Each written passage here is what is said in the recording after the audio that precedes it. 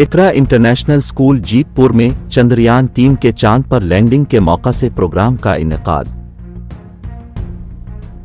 इकरा international school के director मौलाना मोहम्मद अजहर मदनी ने तलबा को किया खिताब। मौलाना अजहर मदनी ने इसरो की टीम और देशवासियों को कामयाब लैंडिंग पर मुबारकबाद पेश की।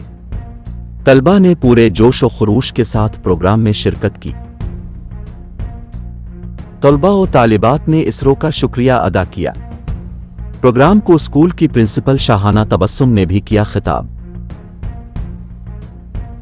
मिसेज शाहाना ने तलबा से मेहनत और लगन से तालीम हासिल करने और मुस्तकबिल में देश का नाम रोशन करने की ताकीद की। स्कूल के समन्वयक मौलाना सईदुर रहमान नूरुल ऐन सनाबली ने इसरो और भारतीय लोगों को बधाई दी। इसरो की तारीख पर रोशनी डाली। बच्चों को मेहनत और लगन से तालीम व तहकीक में काम लेने की तलकीन की। स्कूल के जुमला असातिज़ा व मुअल्लिमात ने इस प्रोग्राम में शिरकत की।